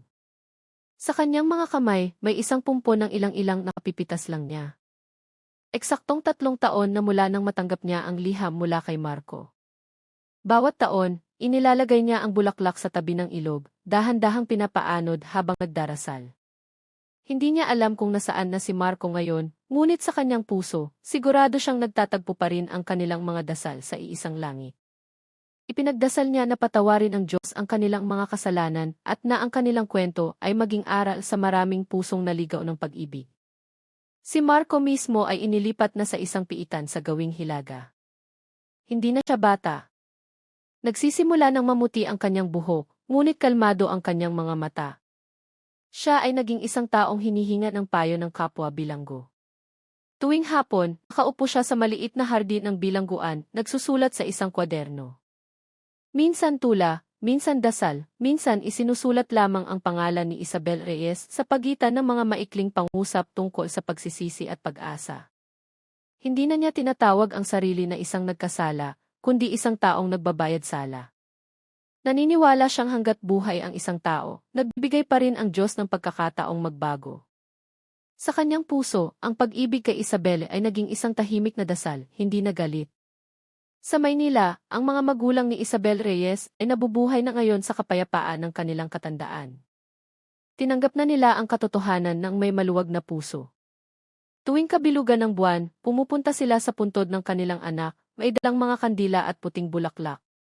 Matagal silang nakaupo roon, malumanay na nag-uusap, na tila naririnig pa sila ni Isabel. Madalas sabihin ng ina na ayaw na niyang iyakan ang nakaraan dahil ang luha ay wala ng ibang dala kundi kalungkutan. Mas pinipili niyang ipagdasal na ang lahat ng sangkot sa trahedya ay makahanap ng kapayapaan. Tinitingnan ng ama ang mga bituin at sinasabing marahil ito ang paraan ng Diyos para turuan ang tao tungkol sa kahulugan ng pasensya at pagpaparaya. Lumipas ang panahon ng hindi lumilingon. Ang Casa de Amor ay naging isang lugar na para sa mga gawaing panlipunan at makatao.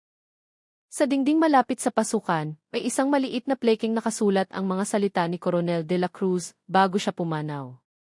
Simple lamang ito, ngunit nagpapatigil sa bawat makakabasa. Ang pag-ibig ay isang biyaya, ngunit kung walang pagpaparaya, ito ay nagiging tanikala. Ang galit ay bahagi ng tao, ngunit kung walang pagpipigil, ito ay nagiging isang espada. Ang pagpapatawad ay daan tungo sa kapayapaan, bagamat hindi lahat ng puso ay kayang tahakin ito. Sa tuwing may bisitang hihinto sa harap ng plekeng iyon, binabasa nila ito ng mahina at humihinga ng malalim. Walang pangalan, walang petsa, isang walang hanggang mensahe lamang. Tila ang lugar na dating saksi sa dugo ay naging isang paalala sa sangkatauhan. Ilang taon ang lumipas, muling binuhay ang kwento ng trahedya sa Casa de Amor sa isang seminar tungkol sa etika at empatya sa pagpapatupad ng batas. Ang batang opisyal na dating nagbasa ng liham ni Coronel de la Cruz ang naging tagapagsalita. Ikinuwento niya ang istorya hindi bilang isang tala ng krimen, kundi bilang isang kwento ng buhay. Sinabi niya sa mga dumalo na ang tungkulin ng isang alagad ng batas ay hindi lamang ipatupad ang hustisya, kundi unawain din ang puso ng tao. Tinapos niya ang kanyang talumpati sa parehong pangungusap na isinulat ni de la Cruz, na ang hustisya na walang pagmamahal ay kawalan at ang pagmamahal na walang hustisya ay kahinaan. Umalingaw-ngaw ang plakpakan, ngunit sa mga mata ng ilan may mga luha. Narinig nila hindi lamang ang isang kwento ng krimen at parusa, kundi ng pag-ibig, pagsisisi at pagpapatawad. Nang gabing iyon, matapos ang seminar, muling naging maliwanag ang langit sa Maynila. Sa malayo, ang mga bituin ay kumikislap na parang mga matang nakangiti mula sa itaas. Marahil si Isabel Reyes ay nakangiti, marahil si Coronel de la Cruz ay nakatingin ng payapa. At marahil, sa libu-libong taong naglalakad sa ilalim ng langit na ito, mayroong humihinto sandali, naaalala ang kanilang kwento, at pinipiling magmahal sa mas malumanay na paraan. Dahil sa huli, bawat trahedya ay nag-iiwan ng dalawang pagpipilian. Maaari nating hayaan itong maging sugat, o gawin itong isang aral. Hindi mabubura ng panahon ang nangyari, ngunit nagbibigay ito ng pagkakataon sa tao na huwag nang ulitin ito. At kung ngayong gabi ay nakikinig ka sa kwentong ito, huminto ka sandali. Magnilay-nilay ka sa katahimikan. Nagmahal ka na ba ng tapat? Nagpatawad ka na ba ng taos puso? At binantayan mo ba ang iyong puso upang hindi masugatan ng inggit at galit? Hindi laging maganda ang buhay, ngunit hanggat ang puso ng tao ay may kakayahang magmalasakit, ang mundong ito ay laging magkakaroon ng liwanag. Isang maliit na liwanag na isinilang mula sa pusong handang magpatawad.